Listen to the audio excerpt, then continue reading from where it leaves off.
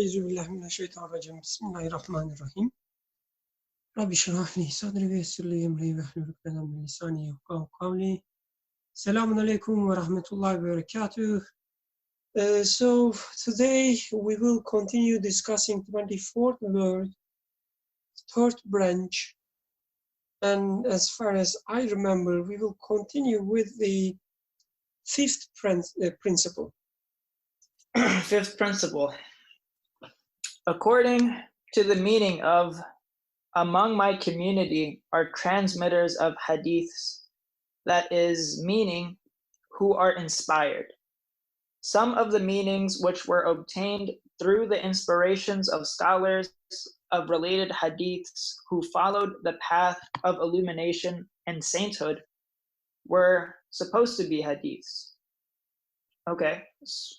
Whereas due to certain obstructions, the inspiration of saints may be in error. Thus, some that are contrary to the truth may arise from this. Sixth principle. There are certain stories which having become universally known have become like proverbs. Their true meanings are not borne in mind. For whatever purpose they were spread, that is what is considered.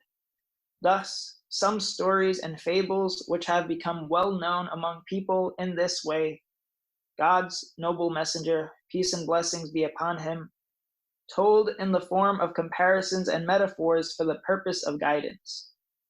If there is any error in the true meanings of this sort of matters, it pertains to the customs and traditions of the people and the way they have been passed among them.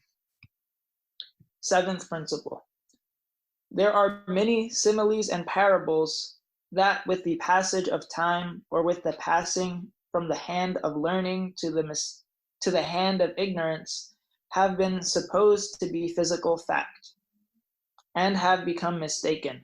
For example, two angels of God in the world of similitudes called the ox and the fish, who are among the supervisors of the animals of the land and the sea, and are represented as an ox and fish, were imagined to be huge ox and a physical fish, and the hadith was wrongly interpreted. And for example, one time in the presence of the Prophet, a deep rumbling was heard. God's messenger, peace and blessings be upon him, decreed, that is the sound of a rock that has been rolling downhill for 70 years and only now has hit the bottom of hell. Thus, someone hearing this hadith who does not know the truth may deviate into denial. But then 20 minutes after the hadith was spoken, it was definitely established. For someone came and told God's messenger, peace and blessings be upon him, the famous dissembler died 20 minutes ago. God's messenger, peace and blessings be upon him, had described most eloquently how the dissembler's 70-year lifetime of unbelief had been a continuous descent to the lowest of the low as a stone of hell. Almighty God had made that rumbling heard at the moment of his death and given him a sign. Jazakallah khair. So I will very briefly start again from the third branch, very quickly give, did Brother Birkan give the summary? No, I will give that summary very quickly if you don't mind. So yes, he started with some narrations saying that some of the hadith, since it was not, either some scholars which rely on their intellect, rely on their reason, they pronounced such hadith as either weak or false, and some other scholars whose belief was weak but whose egotism was strong have gone as far as denying them.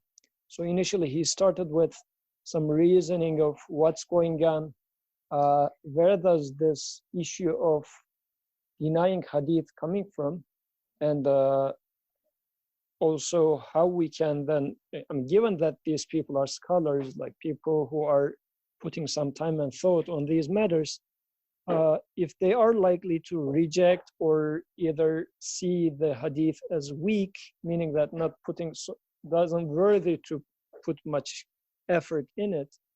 So what we are going to do then? Then in the first principle, he talked about religion being a trial or some sort of an education, and in the form of saying that it's not going to take your free will from your hand. It's going to leave things a bit, if you like, veiled. So it's not completely clear as day. I might be wrong with my words, but what I'm trying to say at the end is it's not going to force you to say that, well, it has to be like this. But still, there's going to be some room for human to choose free will to either accept or reject. So this was the first principle. And in the second principle, he talked about some matters of Islam requires, especially the belief matters, require certainty. But there are some other matters which simply require lack of rejection. So if you don't see any contradiction in it, and you would say, well, it can happen, it might happen, then this would be what is required, or what can be achieved, not only required, but what can be achieved for such matters. In the third one, so in the first two so far, he was describing giving us a perspective in which he is still giving the impression that, no, you are wrong in turning your back to hadith. But in the third one, he now starts saying that if you consider the first two, taking them into account, there is something called Israeliyat, like the Jewish and Christian scholars at the time of the messenger converted to Islam. Their knowledge also converted to Islam with them. So their previous knowledge, when they were speaking about, was considered as if this is from Prophet's message. So they were explaining some of the message of the messenger with their previous knowledge. And this also finds place in hadith literature. But although they were not from Prophet's perspective, but a first-hand observer of messenger, which had some previous background information from Christianity and Judaism. So those ideas creeped into hadith literature. So now in the third principle, he says you need to take this into account. In the fourth principle, he talked about narrators of hadith. They provided some explanations, not only the Christian and Jewish background people, but also other narrators of hadith. They came up with some explanations. Those explanations were considered to be from part of what messenger he himself said. So he says, but no human is faultless. So in their interpretations, they, as being human, they made some mistakes. But since those were part of the narrations, some people thought that this is what messenger said. So you also need to take such cases into account when evaluating narrations. So very briefly, these were the four principles so far. We discussed these in 2 weeks. I'm just summarizing them in hopefully 5 to 8 minutes. Now we are at fifth principle. I will slowly read fifth principle again and then ask for your opinions. Fifth principle, according to the meaning of among my community are transmitters of hadith, that is, meaning who are inspired. Some of the meanings which were obtained through the inspirations of scholars of hadith who followed the path of illumination and sainthood were supposed to be hadith. Whereas due to certain obstructions, the inspiration of saints may be in error. Thus, some that are contrary to the truth may arise from this. So, any opinions about fifth principle? Any comments, any questions? Go ahead, Atik, please. So I guess this kind of follows the previous discussion from the second branch, that those who follow the path of sainthood are, they face certain limitations, and that they're not able to reach farther than the moon, and that, that has an effect on, what you could or should take from them, that sort of thing. It has a negative connotation. Jazakallah khair. I'm looking if there are any other comments. So it was nice you reminded us of the second branch. In the second branch, he was talking about some saints and them having some inspirations, or in here he's not talking about visions, but these sort of things.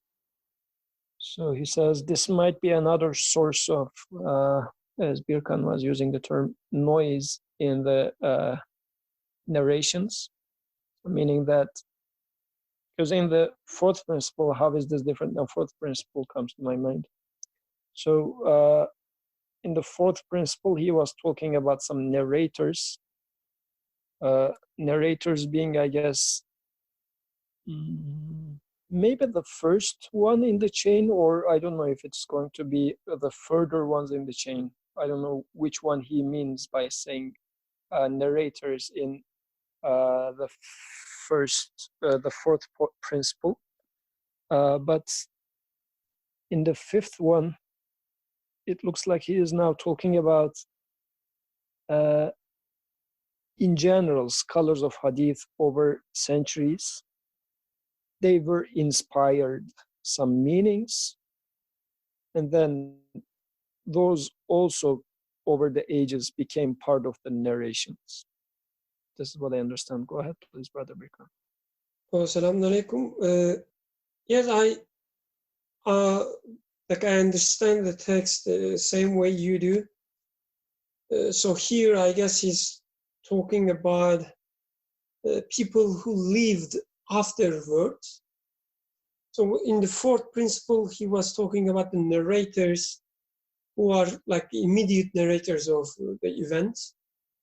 But I guess in the fifth principle, he's talking about some later generations, and maybe specifically talking about those who narrate these narrations, hadith, not only through studying them as historical things or looking at the narrations from other people, but also through some illumination.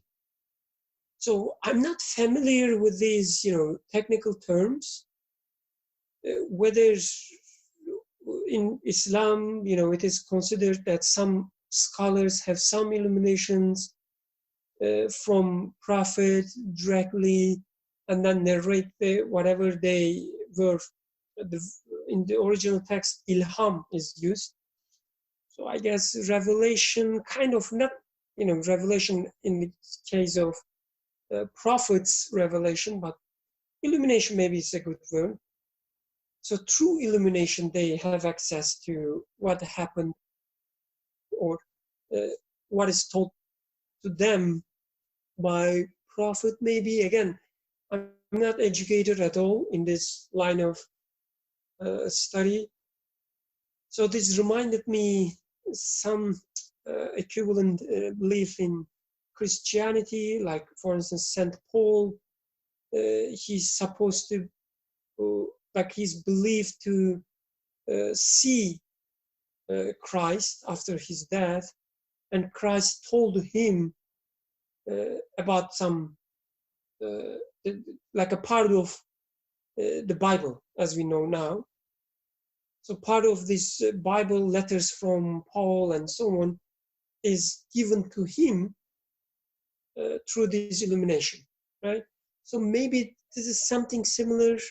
I don't know, again, I'm not familiar, so I don't want to, as he was teaching us, in the second principle, that I don't have any reason to reject, or I don't have any reason to accept for now, because I don't even, I'm not even aware of such hadiths narrated through illuminations. So I'm just taking it as another source of, or another caveat from author. But in general, how I see is, the way I see it, author is listing all these different sources of doubts about narrations, but he lists them in a way that at the end we get something positive in our hands. Instead of saying that, don't you know, there are such source of error in hadith, there is another source here, another source there. So these hadiths are not, things that to be relied upon. But instead, he says, yes, we are aware that there might be such errors. There might be such source of ambiguity. There might be such source of errors, noise. But at the end, these are the things that we can treat, that we can approach carefully. So don't let such source of errors prevent you benefit from this huge palace. So in another part of his writing, he says, unbelief would tell you that if there's a palace with 100, is it 100, Yusuf, correct me, if there's a palace with 100 doors, and if one door is closed, unbelief would tell you that, so you see, the door is closed, so there's no way to enter the palace. But the remaining 99 doors are open. So I see these principles in the same way, saying that, yes, there are some doors are not even closed. He says these are still valid source of narrations, but they are half open, maybe, or there's like a grinding sound when you try to open the door. It's not that comfortable, maybe, but they are still open. If you like, you can even enter the palace from them. But even if you like to, abandon them, or if you like to avoid them, there are still these 99 open doors, so you can still benefit from narrations, hadith. And with each principle, he also teaches us how to benefit. For instance, from the first principle, we understood that we should put our free will into account. We should try to interpret hadith. We should try to adapt them to our times. In the second principle, we learned some methodological, the details, that there are some kind of hadith narrations when they are related to core of the belief, you should be really careful and you have to be convinced. But there are some parts of them, there might be some parts in these narrations which are not that essential. For instance, historical phenomena or events that took place. So you don't have to believe them, just like in the seventh principle, he giving an example that somebody died after a hadith narrated, right? You don't have to believe, or you don't have to be convinced that this specific person really died at this specific moment. It's not something, related to your core of belief or core of the message of the hadith. So anyway, he's teaching us all these methods, all these approaches to show us that we can benefit from hadith. The aim here, as far as I see, is not to make us put a distance to hadith just because of this source of errors. Thank you. There was a question from Atik to you, Brother Birkan. Says, are you saying that the author is saying that there are potential for error in the transmission of hadith? but that these are treatable based on knowledge of what the author will say further on in the third branch. So this question is addressing you, Brother Birkan. Would you like to respond? Go ahead, please. Oh, so the way I see, like, one thing, when we say treatable, we already know that, the methodological study of hadith is already so advanced. And authors at the background, like, have access to this and also know about this. So he's, I guess, appreciating the studies of the early scholars being so serious and being so, what is the word, like being really good in their work. So we already have really advanced systems of narrations in place. So there is definitely a reliable, many reliable sources. So you don't have to do, like, for reliable to check, you're not alone, that's for sure. So to be honest, like, when I was reading Bukhari, like, I only read a tiny, really tiny part of it, but even reading the first, parts, that how he studied narrations, how he treated them, how he approached them, how he checked their reliability, so on and so forth. Like, I am not the academician. I am not the best, the source to say something about the academics, but in the scope of my experience, I can definitely say I never, ever seen a guy who's that serious about what he's doing. That he's so careful about what to include, what not to include, and so on and so forth. So I guess our system of hadith is already very reliable. And on top of this, author giving us some principles to keep in mind. Like, even with this reliable system of hadith, so Bukhari himself, he's another person, right? He might be even a source of error by himself to some extent. But alhamdulillah, right, the method he applied, the product he provided us, again, personally speaking, I never seen any work in my life that I can rely that much.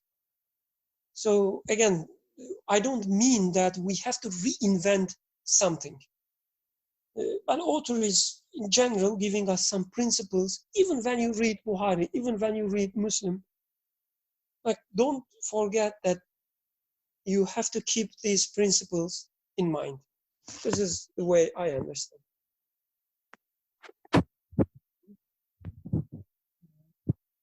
Okay, so Atik says, thank you for your response. And just to add maybe one thing. So in the question when Atik was asking potential for error in the transmission of hadith. So potential for error, I guess this error part needs to be a little bit opened, because the author is now, since the third principle was talking about some contents within the hadith as we have it today, which were not part of what the messenger spoke or meant. And he is providing some sources of that. In the third one, it was knowledge of previously Jewish or Christian scholars. So he says this is how some of the things that you see in hadith books today could have entered or have entered to the text. So if you consider this as an error, which I think you can, because I mean, error in the sense that there are some parts in the text which are not the speech or the act of the messenger.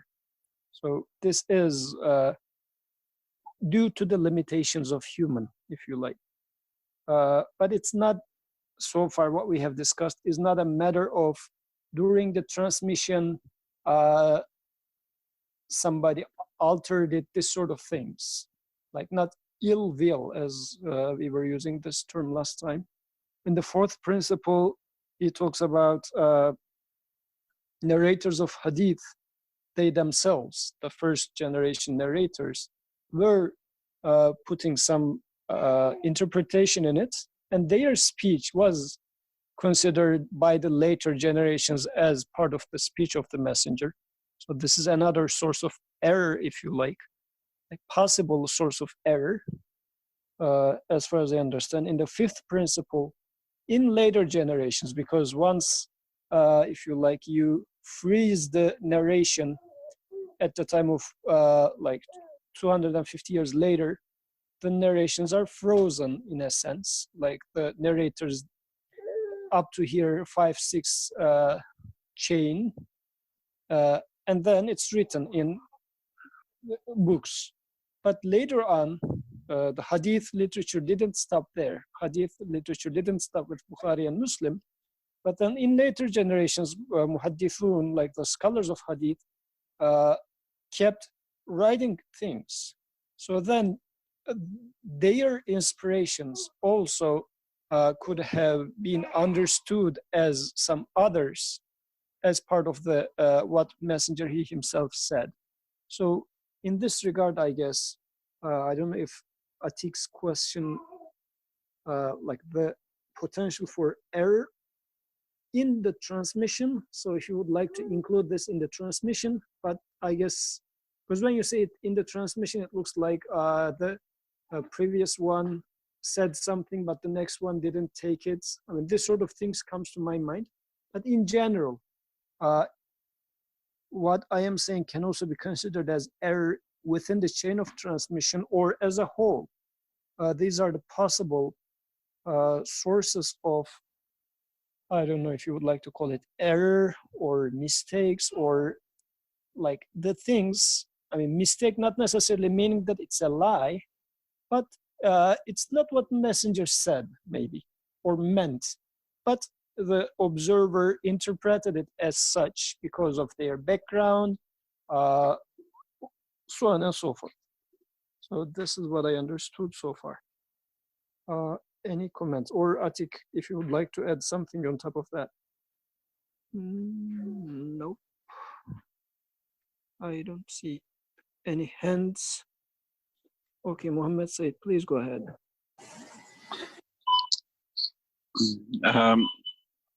The one of the phrase in this fifth principle got my attention, which is contrary to truth, it says.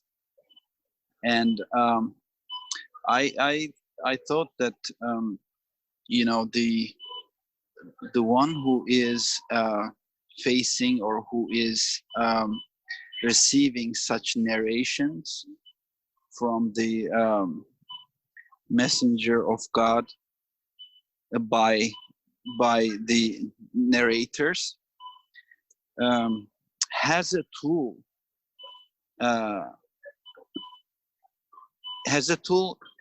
with one condition, that if the receiver is seeking for truth. I know it was kind of touched upon before, but it is, I think that in that way, it becomes kind of automatic that there is no need to reject all the narrations as a whole, since I am seeking, or the person is seeking for some kind of guidance. That becomes, that position becomes a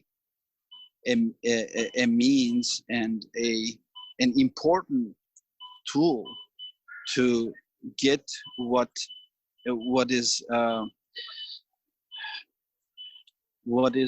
right, and what makes sense, and what gives guidance, and what doesn't.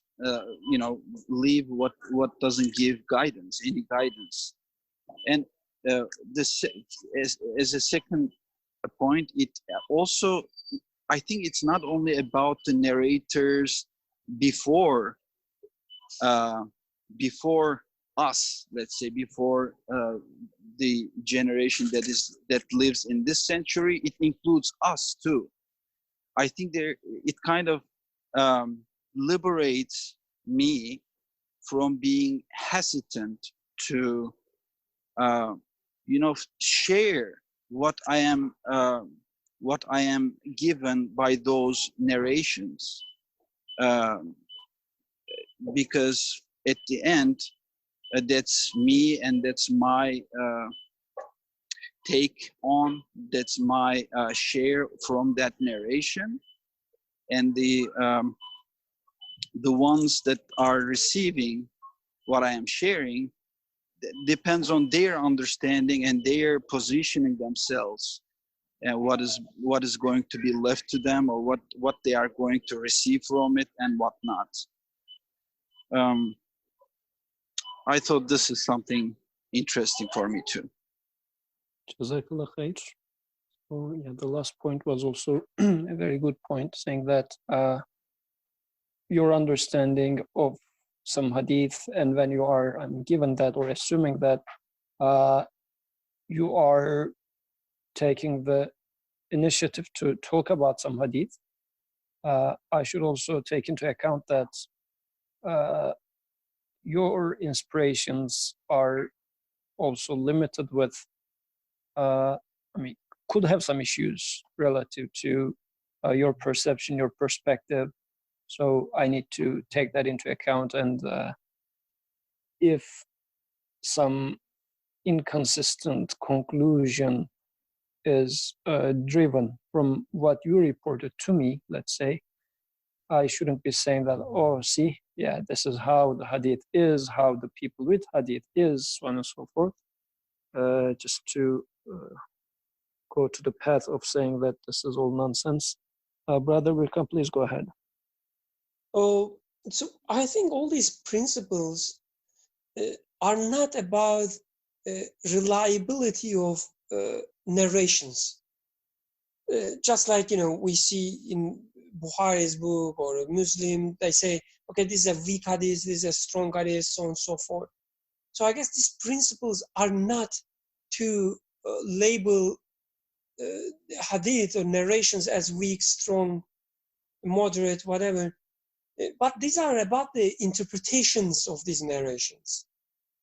So yes, narrations are there, but when you look at them, not maybe all of them, but most of them are only a few words or a few sentences. Something happens, Prophet says 1 or 2 lines, and that's all.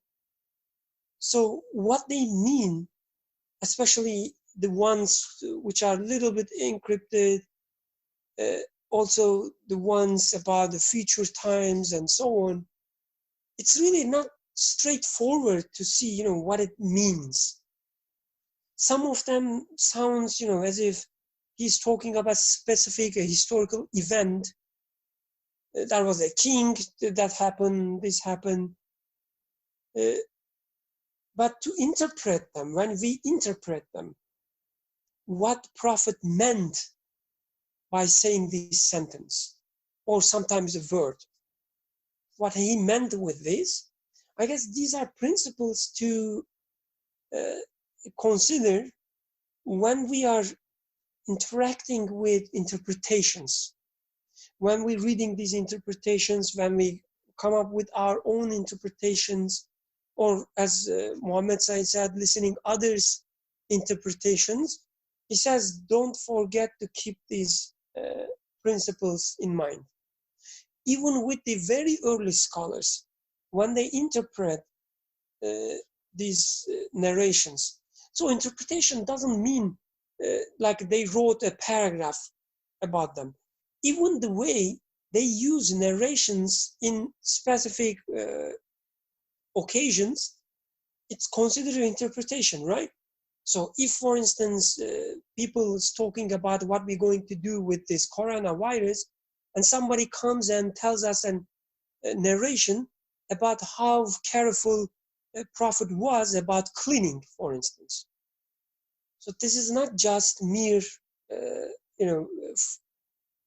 sharing us a hadith, a narration, it's obviously an interpretation, because the person who narrates this hadith thinks that whatever we're going to do is related to cleaning, and we should follow the way Prophet did.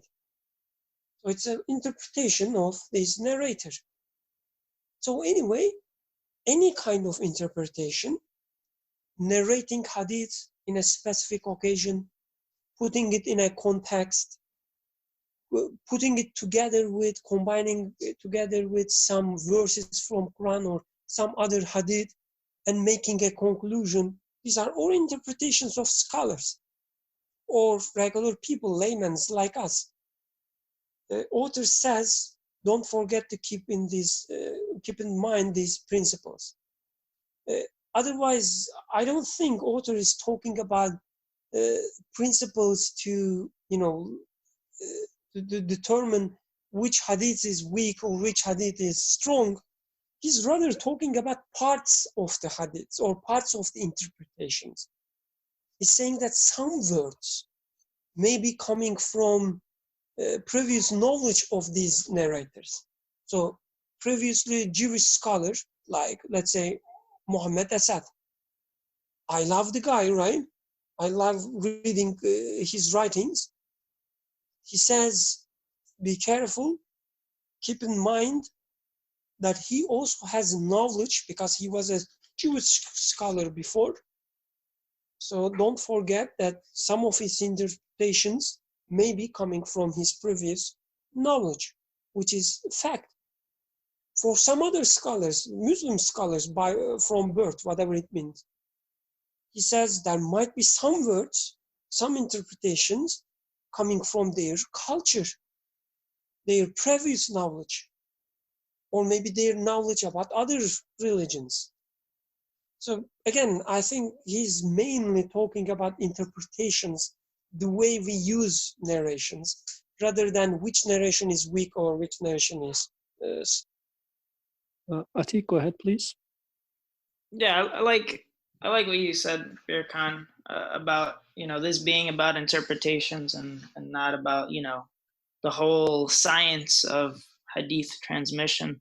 I think this fifth principle reminded me, made me think of people that we see in like our everyday life, that maybe famous political figures or things and that. I mean, that impress us maybe with their knowledge, ability to speak and views on the world and whatever. If I had to think of someone, I'd think of that Jordan Peterson guy. I have listened to his lectures and things, but I guess, even when I find somebody like that can impress me with the way he sees the world, I should still keep in mind that not everything he says is amazing or true or worthy of, being followed. So that's all. Jazakallah khair. So any other comments from the spotty internet connection guys or HBeza? No? Okay, then I am reading from the sixth principle with Zainab here. Sixth principle. There are certain stories which, having become universally known, have become like proverbs. Their true meanings or their literal meanings are not borne in mind. For whatever purpose they were spread, that is what is considered. Thus, some stories and fables which have become well known among people in this way, God's noble messenger, peace and blessings be upon him, told in the form of comparison and metaphors for the purpose of guidance. If there is any error in the true meanings of this sort of matters, it pertains to the custom and traditions of the people and the way they have been passed among them. Yes, what do you think about the sixth principle? Brother Birkan says, did Zainab just say me? after his father asked who wants to make comments. Maybe, but apparently she changed her mind. I mean, changed her mind in the sense that she is not playing with her mom. Okay, H. Beza says LOL. So in the sixth principle, just to give you some time to think, I will talk. So he is talking about some famous stories that the messenger used for giving some certain message to the people. But those famous stories themselves, if you take them literally, then you would say, oh, this really happened because messenger said so, it must be. And then it becomes reporting of some fact as a, rather than stories in day-to-day life is being used to give some messages, like what, for example, red hooded, what was it? The girl with the red hood? I don't know. This is Little Red Riding Hood. yes. So like in Western literature, for instance, this is an example like this. Fox is just wearing clothes, or was it wolf? Wearing clothes and knocking the door of this girl, so on and so forth. Or just swallowing the grandmother. Like there is a meaning that is being conveyed with such a story. But if you would like to give this as an example during a discussion, and then down the road somebody says, somebody comes and asks, oh, those discussions, I heard about them a lot, tell me how was it? And then the person in this discussion says, oh, once this was narrated during the discussion. And then this third person, so on and so forth, or over the generations, says that, oh, you know what? Once there had been a wolf that swallowed the grandmother, and then this red hooded girl, but then the hunter came and opened their stomach and then saved the two. So then definitely the point that was discussed during the discussions, whatever was the purpose of this example being given during the discussion, would totally be lost. Of course, this was a horrible example that I gave, but most likely there are phrases, like shorter phrases, which are being used to refer to some certain meanings. But over centuries, maybe people took it as if it is some literal thing. This is what I understand from sixth principle. Any comments you would like to add, subtract? Seventh principle is also somewhat similar to sixth. So Brother Birkan, please go ahead. So the way I understand the sixth principle is that, as you said, it's also very similar to seventh principle, is that when you read narrations, try to understand what Prophet meant with them. Do not take the words literally, just like, God's hand in Quran doesn't mean God has a hand. Like, don't take it literally. The same with the narrations. When Prophet says in future ox will talk and say that the way it is treated is against his nature, we shouldn't take this literally and expect that one day an ox or a cow or animal will speak to us. It is possible. I'm not, again, denying such a possibility. I don't have any reason to deny. But at the same time, my expectation or my understanding of such a narration is not that an ox will talk to me. But rather, when I look at the ox, I will see that there is something wrong the way I treat him, which is against his nature.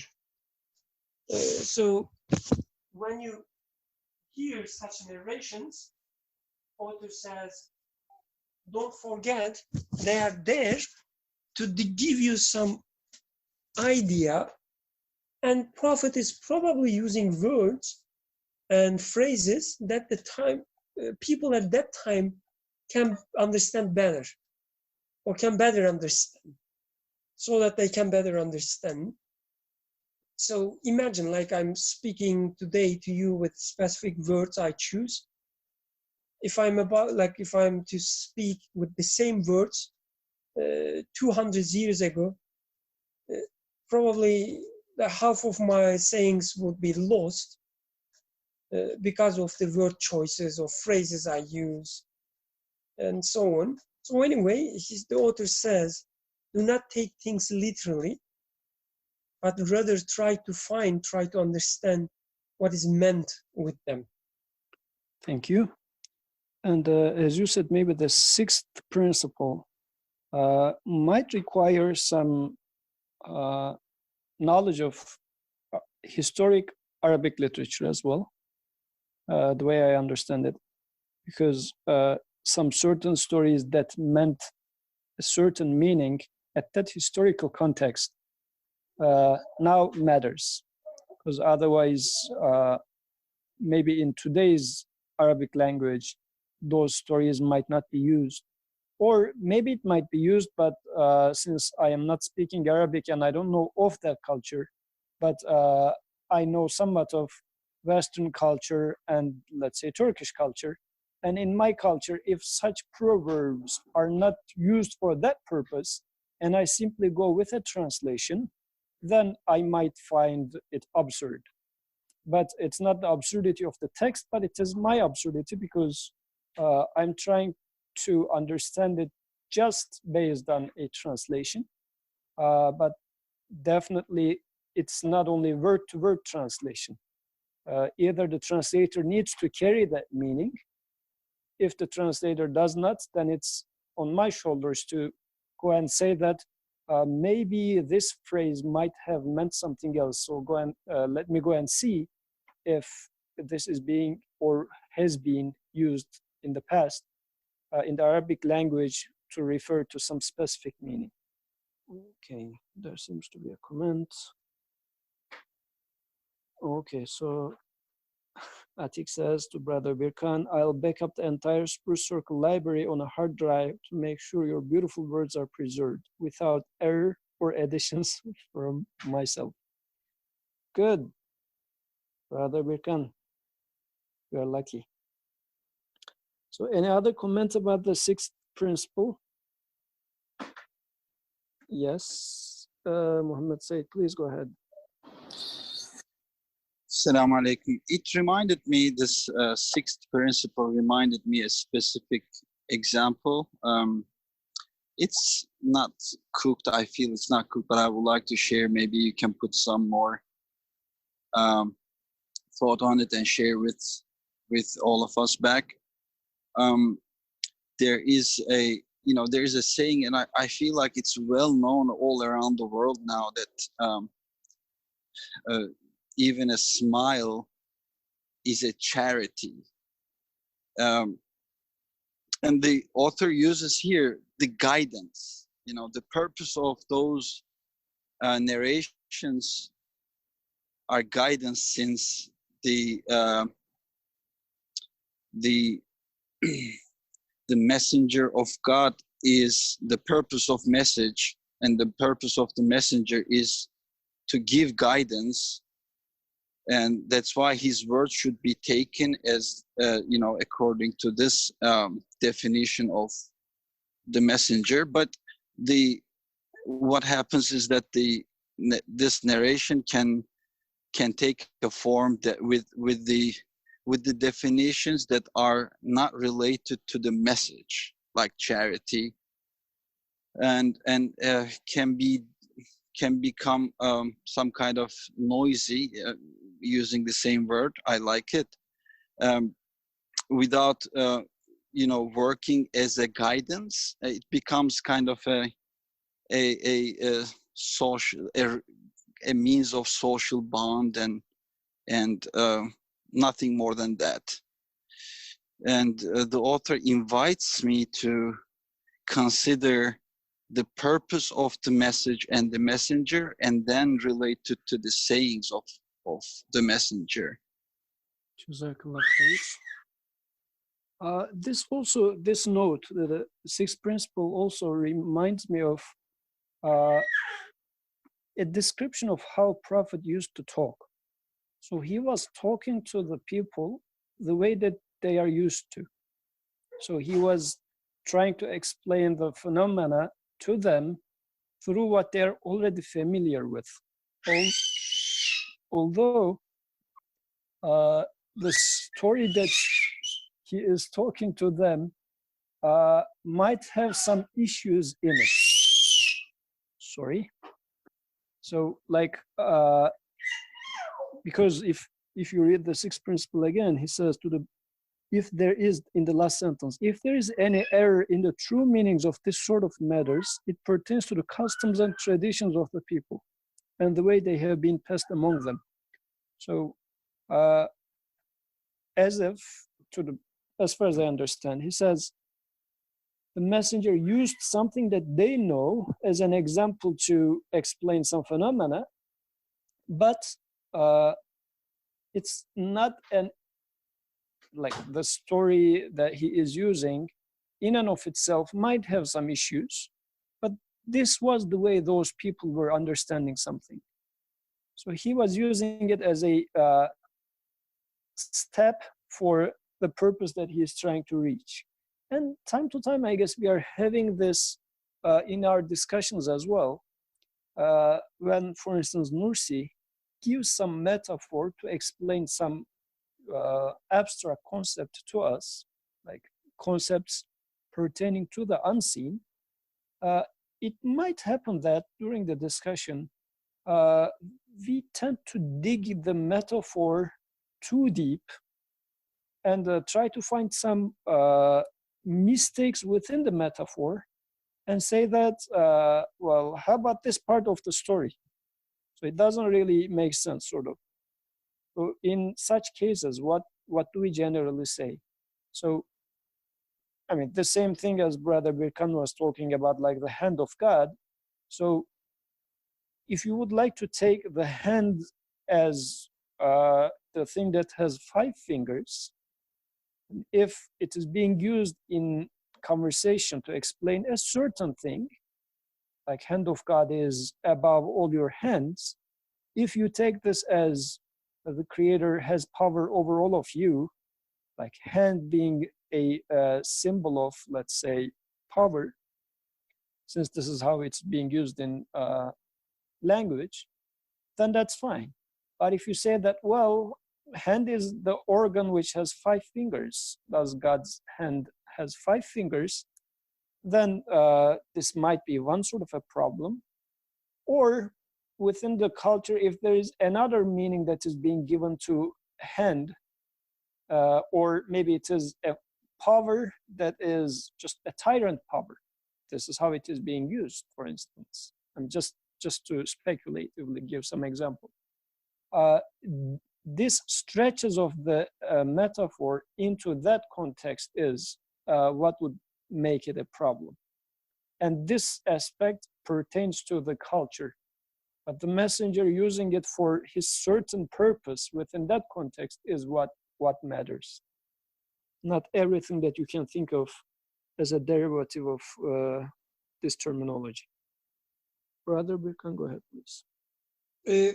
When you were giving examples from Nursi's writing, I remember, like for instance, he uses this metaphor of a king, sultan, a lot, or army, a lot.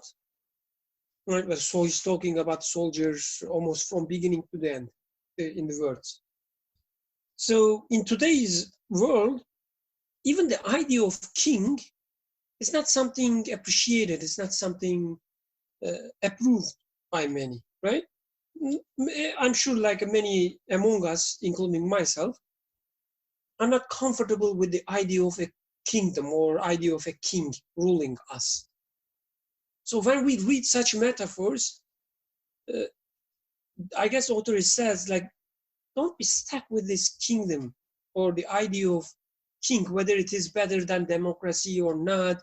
The author himself was pro-democracy and against, let's say, kingdom in his real life. But he also knows that when he talks about the king, there's a concept which will be, be opened in our minds, or at least in the minds of his people of his time. Thus, he used this metaphor. So we shouldn't, as author he says, if there's any error in the true meanings of this sort of matters. But just because kingdom is not preferable to democracy, it doesn't mean that the meaning the author is trying to convey with this metaphor would be also erroneous. So don't be lost with the error or mistake of the metaphor or idea of army, soldier. Yes, we are free people, we are against armies, whatever. It doesn't matter. We all know what he means when he talks about the army. So that's enough. And also, I guess this is also important that, as Yusuf, you were saying, that this also gives us an idea of how Prophet was speaking to his people. He was using their language, right? So it is now our duty to find out better metaphors, better in the sense that it will be openly accepted and understood, clearly understood by new generations. It is our duty to find such metaphors instead of relying on metaphors of kingdom, army, if they are not preferable in certain circles, and find out your own metaphor, which the people of this time will understand better, and narrate the same meaning, convey the same meaning with different metaphors. I guess the sixth principle also somehow he gives us this hint of our duty. Jazakallah khair. Any comments? So I am seeing Suhail's name there. We didn't hear him yet. H. Beza, Mr. and Mrs. Spotty Internet Connection. If you have any comments, please go ahead. Okay. So I continue with seventh principle then. There are many similes and parables that with the passage of time or with passing from the hand of learning to the hand of ignorance have been supposed to be physical fact and have become mistaken. For example, two angels of God in the world of similitudes called the ox and the fish, who are among the supervisors of the animals of the land and the sea, and are represented as an ox and fish, were imagined to be a huge ox and a physical fish. And the hadith was wrongly interpreted. And for example, this was one example, now comes the second example. One time in the presence of the Prophet, a deep rumbling was heard. God's messenger, peace and blessings be upon him, decreed, "That is the sound of a rock that has been rolling downhill for 70 years, and only now has hit the bottom of hell." Thus, someone hearing this hadith who does not know the truth may deviate into denial. But then, 20 minutes after the hadith was spoken, it was definitely established, for someone came and told God's messenger, peace and blessings be upon him, the famous dissembler is munafiq, the famous dissembler died 20 minutes ago. God's messenger, peace and blessings be upon him, had described most eloquently how the dissembler's 70-year lifetime of unbelief had been a continuous descent to the lowest of the low as a stone of hell. Almighty God had made that rumbling heard at the moment of his death and given him a sign. Yes, so he made a statement and then gave two examples to that statement. I will reread the statement and waiting for your comments. There are many similes. I don't know how to read this word, sorry. There are many metaphors and parables that with the passage of time or with passing from the hand of learning to the hand of ignorance have been supposed to be physical fact and have become mistaken. This is the principle that he gives. Then gives two examples, one with the famous hadith that the atheist websites love quoting, saying that, oh, the world is on ox and fish. So your messenger was imagining or believing that there is an ox under the earth and a fish, so on and so forth. This is the first example he gives, and the second example is about this munafiq, or a stone that is falling for 70 years and then hitting the bottom of the hell after 70 years.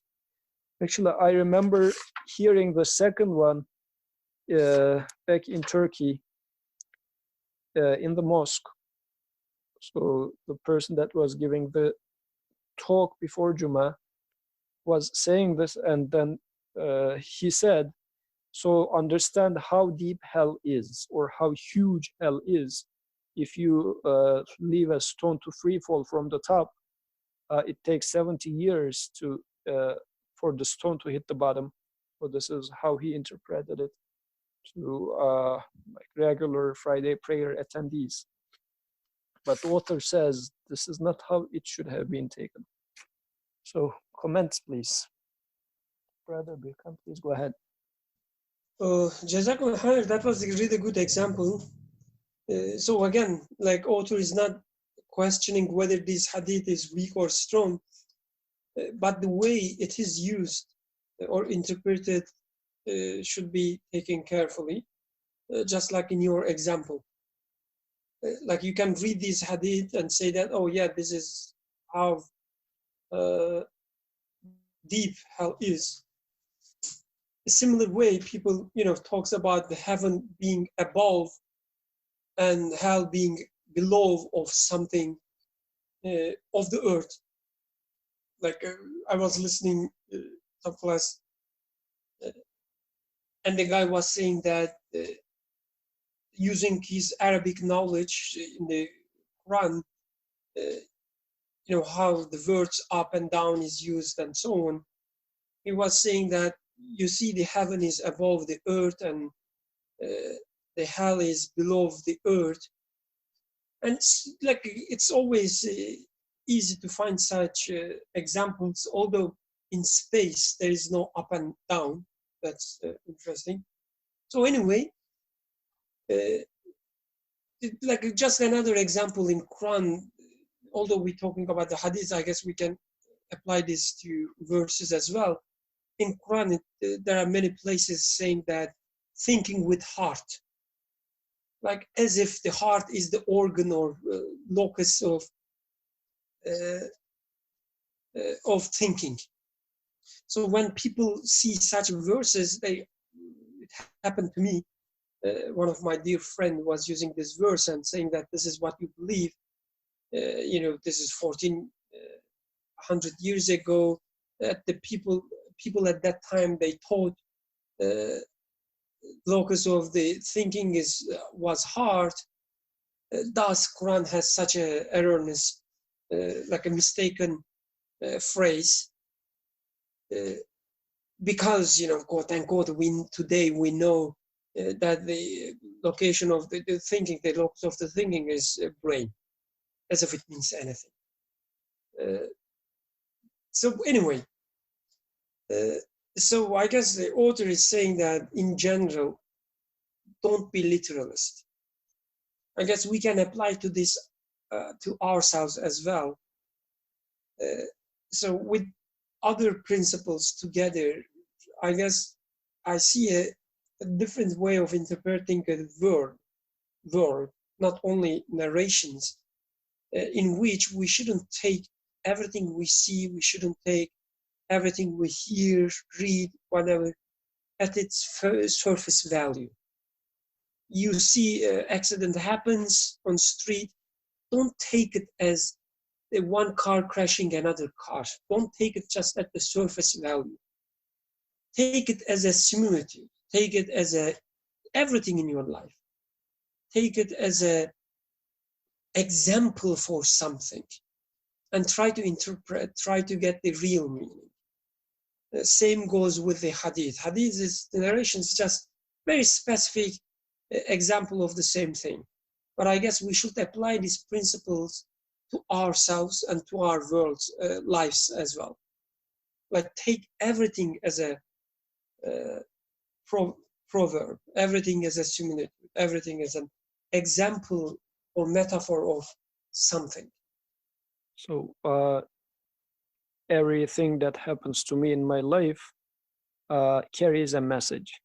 So try to open up the envelope and read what it says, rather than saying that, oh, this accident is just a random accident, or this coronavirus is just some virus out there, and I was at the wrong place at the wrong time, and this wrong creature, which it itself is like killing people, came to me, and this is what happened. So there's no meaning, no nothing in this, no message for me. Rather than going like this, look for this coronavirus or anything of this sort is like a paragraph or a sentence within the whole book of existence. The same author is writing both. So what does this sentence tell me within the context of its paragraph, its chapter, it's like the entire book? What does the author tell me through this sentence? So the same extension of this seventh principle to day-to-day life. That's what I understood from Brother Birkan's comment. So there is one tiny detail in the seventh principle, because there are some parables that with the passage of time, or with passing from the hand of learning to the hand of ignorance. So he talks about two aspects. One is passage of time. So in old ages, they were considered or taken as, or people knew that it was a parable, but later ages starting to take it literally. He says this is one thing that happens. In the first place, it might have, and when it was used, people know that it was used as a metaphor. And I guess this is quite common. You can also come up with examples of this with some people around you, like if you know some sheikh-like figure, whatever, just within 2-3 narrations in between, somebody sees sheikh saying something, like some big figure speaking something using a metaphorical language. After 2-3 mouths, or over time, it can easily become as a fact, a material fact that as if happened. But he also says, with passing from the hand of learning to the hand of ignorance. What does that mean? Anybody wants to make a comment about this? No? So, okay, Brother Birkan, please go ahead. Just something very shortly. I guess he's obviously talking about like me, right? Myself. I am a hand of ignorance. So I do not spend much time to learn the details of the language, details of the, the narrations, so on and so forth. I just read them, and when it's, I find them suitable to convince others for an idea that I have, I use them. This is my, the way of interacting with the hadith. The author is, I guess, saying that kindly, at least, that all these narrations started with serious people who were studying things, but people like you are a little bit ignorant, so you are not educated enough in many matters. Don't forget this fact. Yeah, thank you. Yes, thank you for declaring or reminding us of your ignorance.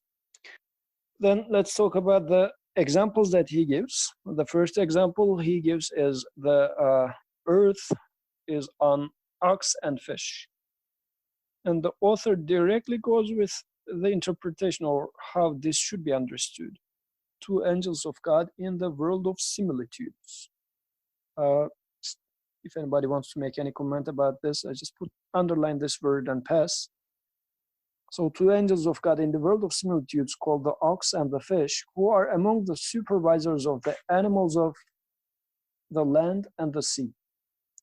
And they are represented as an ox and fish in the world of similitudes. Were imagined to be a huge ox and a physical fish. And the hadith was wrongly interpreted.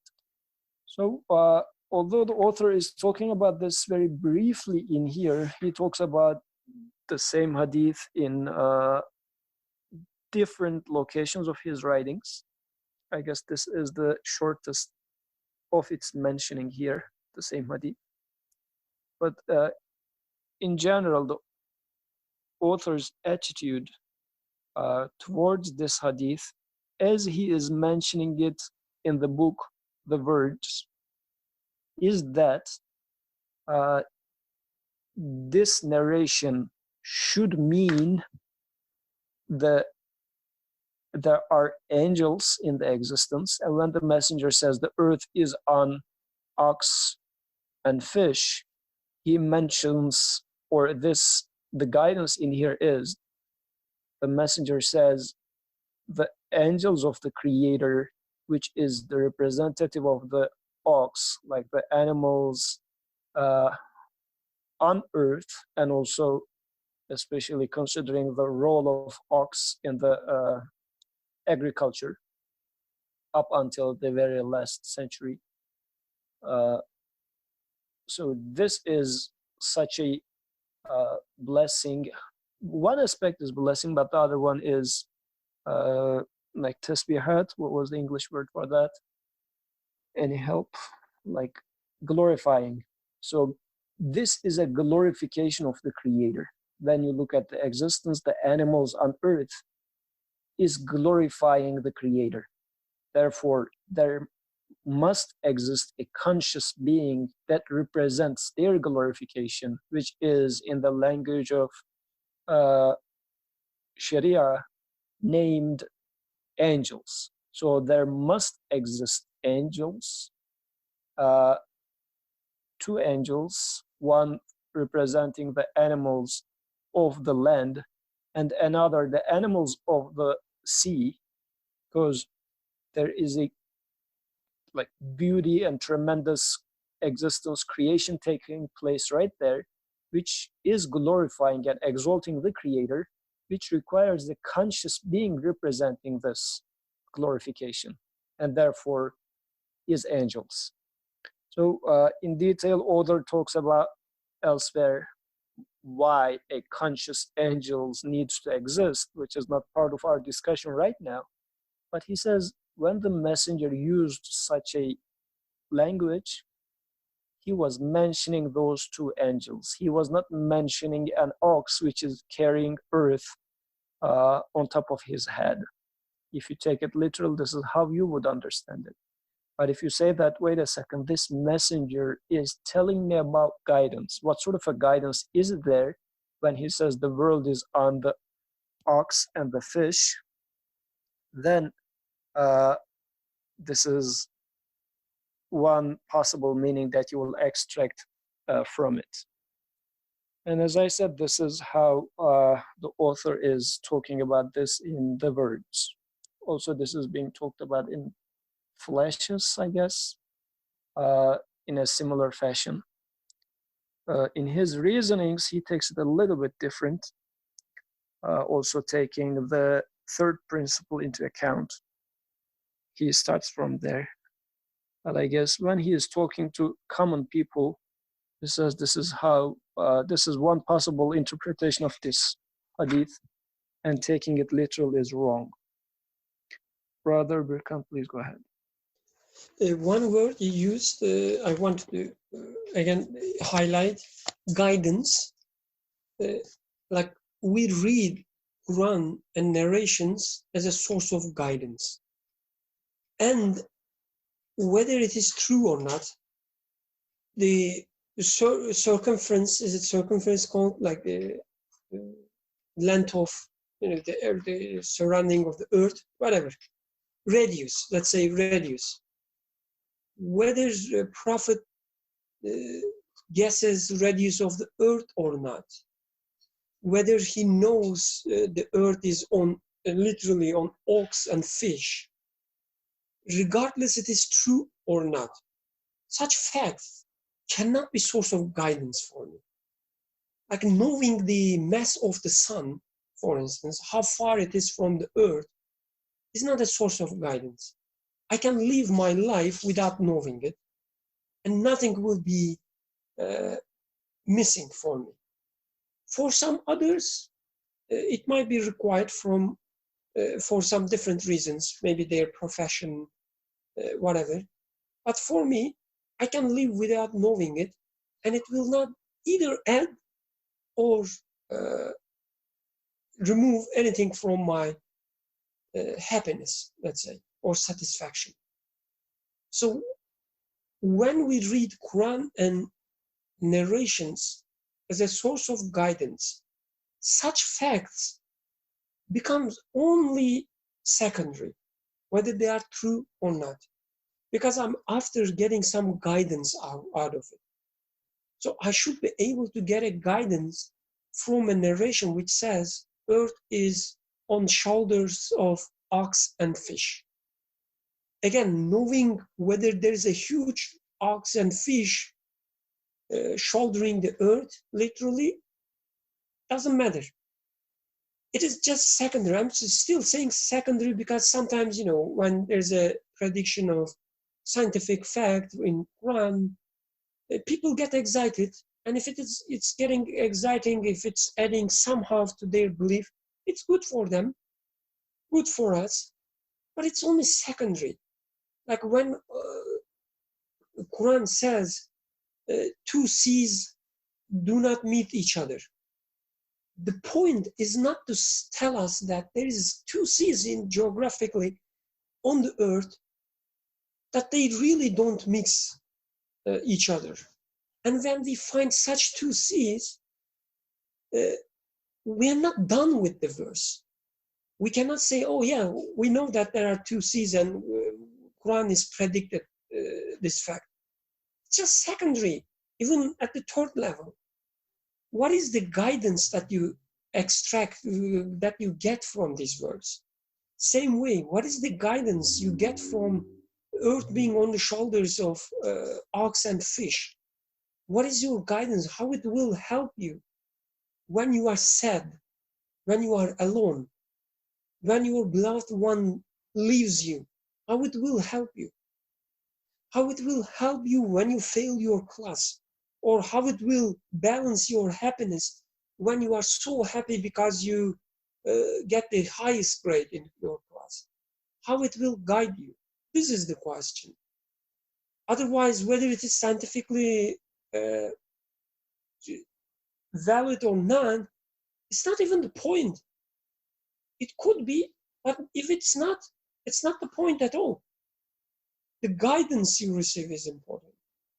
So it's not the purpose of the messenger to tell me, and it's not within the definition of messengerhood to teach me the mass of the sun or the radius of the earth, so on and so forth. So I guess in this regard, I should reshape my question of what is the guidance in here. Because if I feel like the guidance for me is, if I'm an astronomer, and the guidance I'm looking for is how far sun is, I wouldn't ask this to the messenger. I would ask this to professor, whatever. So the messenger is the person who should bring me guidance regarding the unseen, meaning that the purpose of this existence, why the things are as they are, why am I dying, what's going to happen to me after death. So these sort of things are the questions that the messenger is expected to answer. So if he speaks something as such, like ox and fish shouldering the earth, then I should say, okay, from this perspective, from what I expect from the messenger to address, how does this sentence carry some or any meaning in this regard? Jazakallah khair.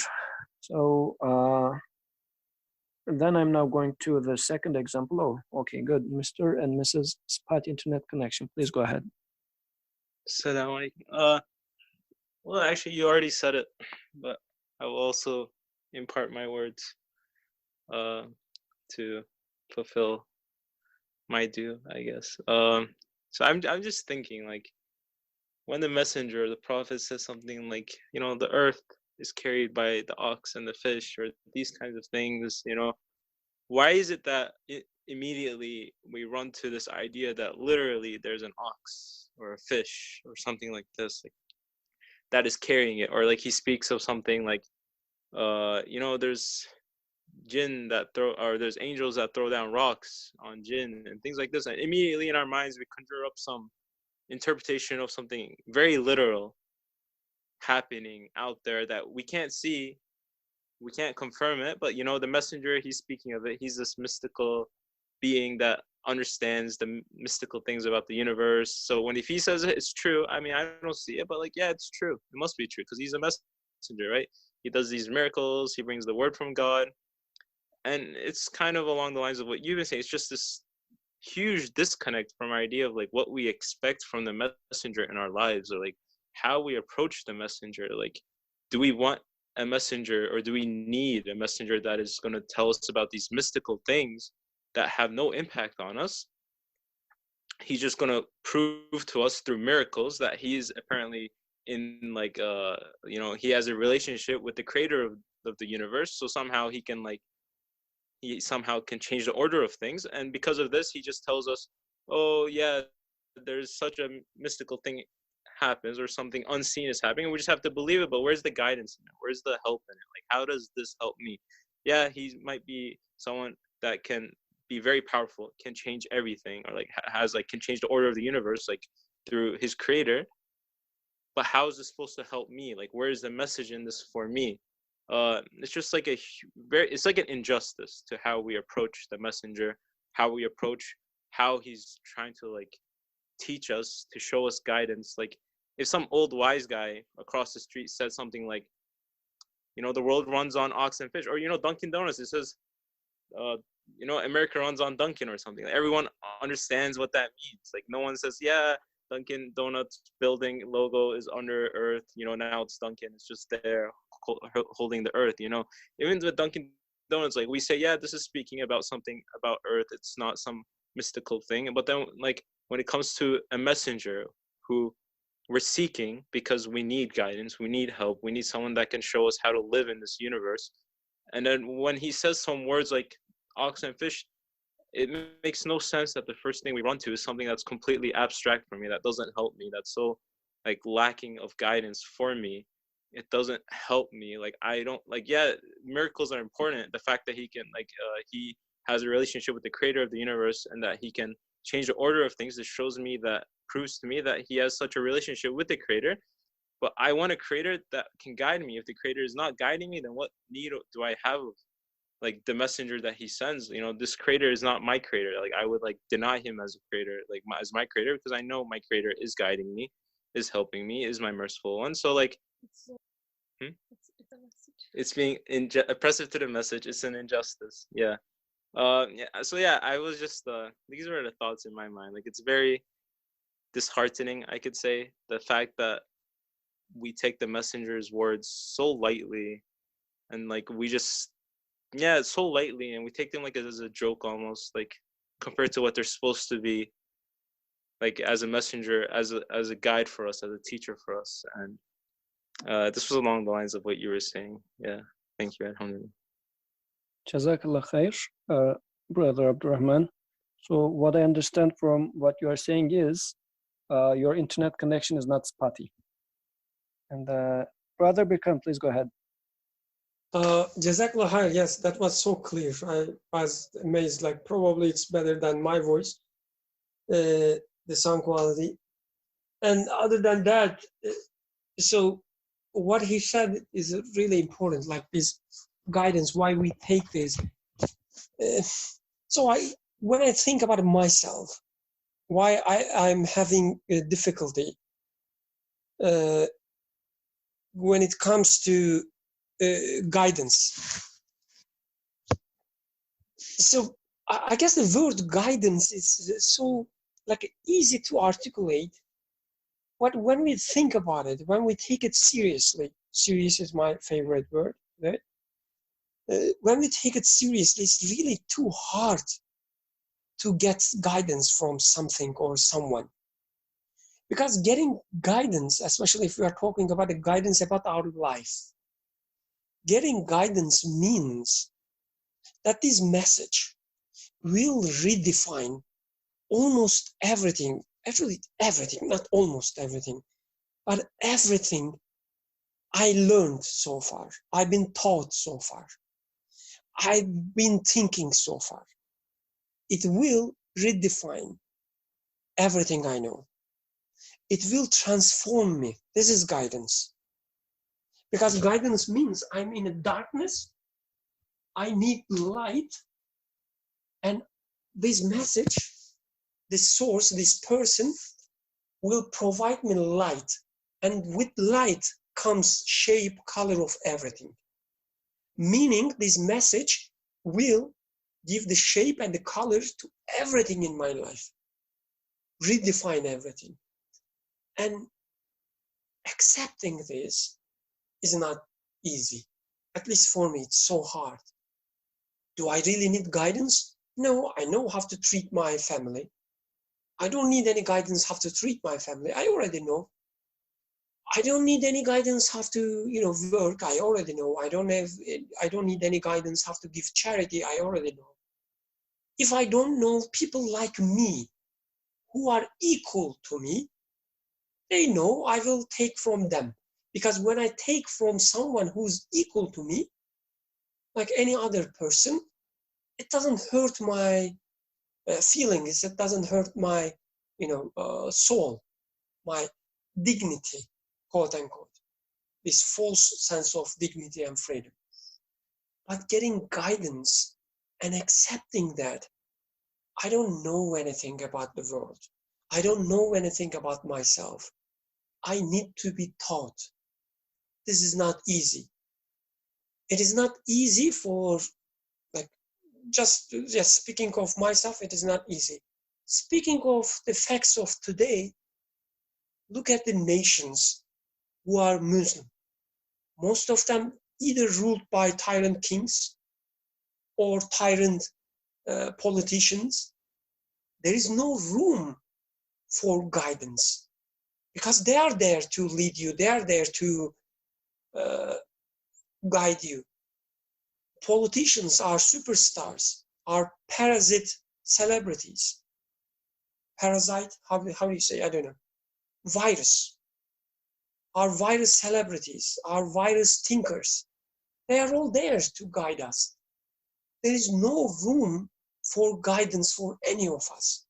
So the word guidance and saying that, we should read Quran to get guidance is easy. But leaving all these false source of guidance behind and looking for guidance from Quran is so hard. At least for me, it's so hard.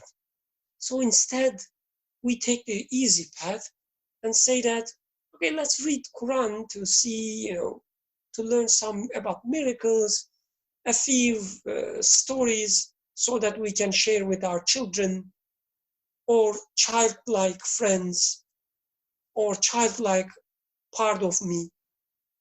That's the only reason we read Quran.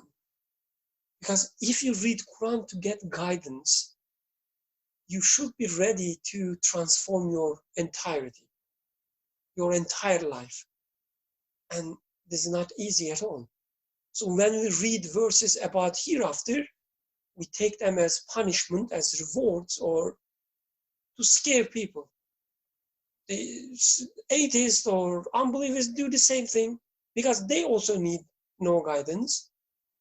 They read Quran and say, you see what kind of merciful creator this.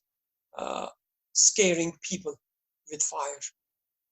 What happened? The fact that Quran and this prophet and his narrations is there as good news, glad tidings. How, like, are you able to see glad tidings when you hear about hereafter and when you hear about the hellfire? To me, it's really hard. Most of times the answer is no. So why are we sticking to the literal translations? Because this is the only thing we can do. It is the only easiest thing we can do. Otherwise, we have to fight, at least internally. We have to fight every tyrant in our lives. And who would take such a struggle? Jazakallah khair. I'm looking if there's any other comments. If no, then does anybody want to talk about the second example separately? Like this dissembler? Yeah, dissembler. Like a munafiq. This other hadith which talks about releasing a stone, as if were interpreted in my case, as I heard, is depth of hell is 70 years of free fall of a stone. I guess along the lines of what was spoken so far. So knowing depth of hell, what sort of a guidance does this mean? But rather, as in this example, this is also showing how the messenger was using the language. He was saying that this death, this life was all along like a stone, as if rolling down. So it was always going to the lowest of the low. The direction was in this to the negative side. So the life was lived as such, and at the end, this is how it ended. And I guess there's this famous other hadith, which is, however you live, you die as such, and however you die, you're resurrected as such, can also be understood along these lines, for instance. So the way you live, you die as such. So what do you expect? Do you expect to get a U-turn at the last moment? So I guess when I hear such a message from the messenger, I need to go and check myself. In which direction am I going? Am I at a free fall and with full speed going to the lowest of the low? If I go like this, at the end, the bottom of the hell is where I'm going to hit. Or where am I?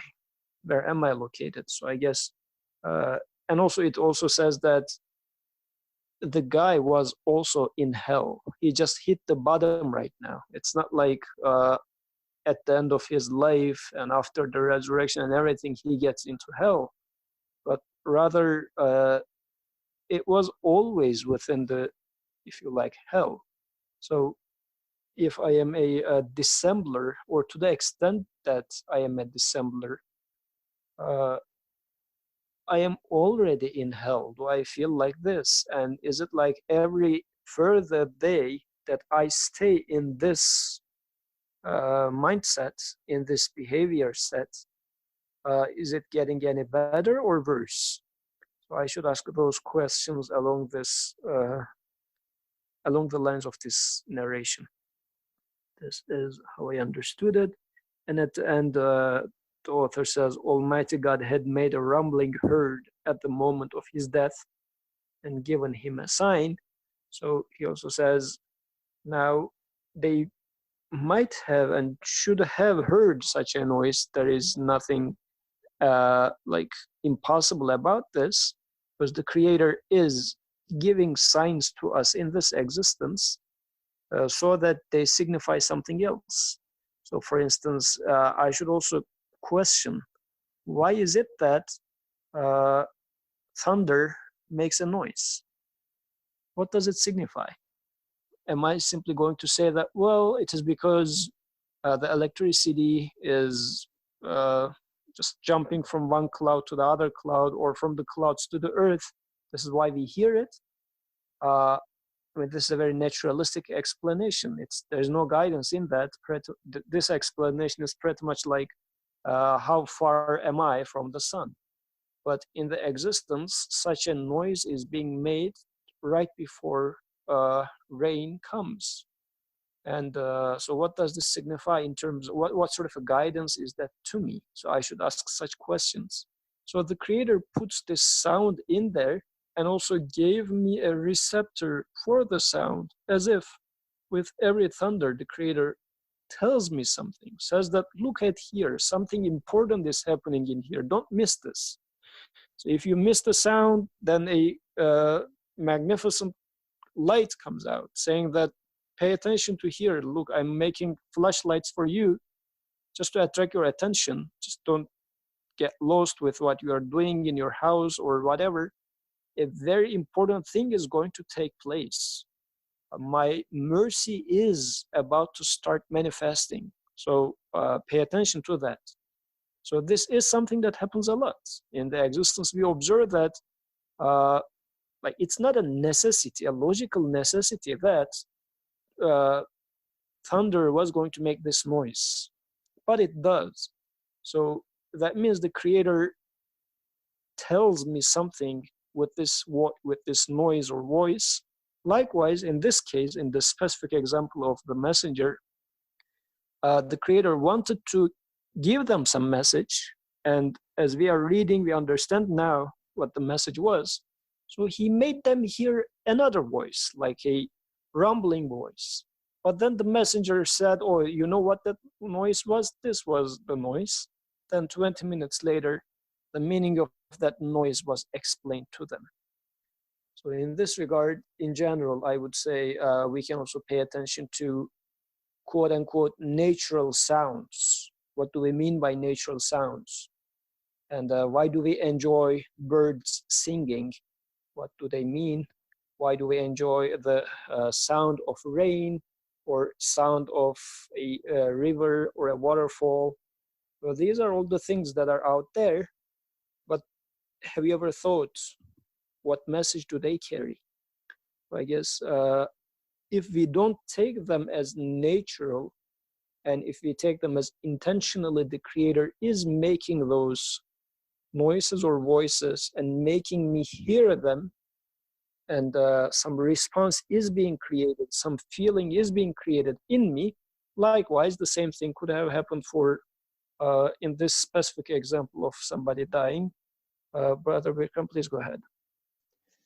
I won't say anything new, like any addition to what you said, but because you talked about rain, and rain always excites me, I have to repeat what you said. That so going back to the question of Abdurrahman, why we read such hadiths or verses literally. Same reason we read the verses in creation literally. We hear a sound of thunder and we say it is thunder. We hear a sound of, we just see that the rain is pouring and we say rain is pouring. And that's all. There is no understanding of it. There is no metaphor. There is no example. There is no similitude there. It's just rain. It's just thunder. We get scared. It's just, the clouds touching each other. We hear this sound. We know that the mercy is coming. Such a mercy, rain. Like every time I think about it, it's enough to, melt my frozen heart. Rain, water, life coming down from skies. Water, such a beautiful creation coming from skies in a abundance. Alhamdulillah, such a mercy, such a show, such a scene. But what I do, I say, oh, it's raining, don't forget your umbrella. It's raining, everything will be muddy today. it's raining, it's hard to drive. It's raining, it's, better not to go outside, whatever. Or it's raining, it's good for crops. Or what about homeless people? Mercy is not there. No one is crying. Maybe they were before, but not anymore. No one is crying when they see rain. We take it literally. Such a beautiful act, such a romantic act, such a, poetic act. Rain. Nobody cries anymore. Why? Because we take it literally.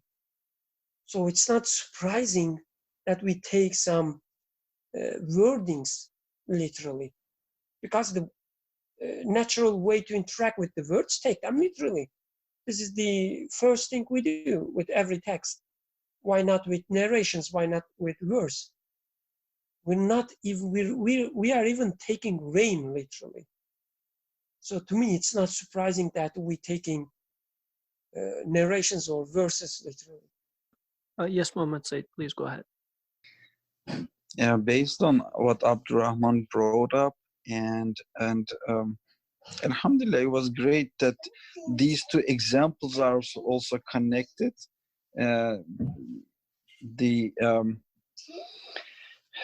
The content of these examples are also being discussed. I'm happy, very happy with it, as how the human being becomes stone. That was kind of a question of Abdurrahman, and I think it was kind of explained very well how the process is working in the way to become a stone. That the things are happening, and then when I am asked, how are you doing, I say I'm good, and I say Alhamdulillah, but I have no idea about, or I have no connection with the way I speak, the way that my tongue works, the way that my hearing works.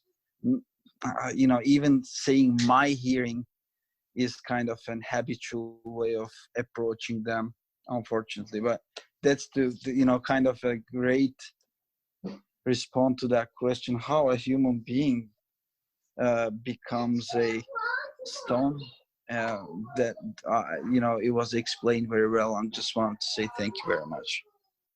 سبحانك لا علم لنا إلا ما علمتنا إنك أنت العليم الحكيم وآخر دعواهم أن الحمد لله رب العالمين. الفاتحة.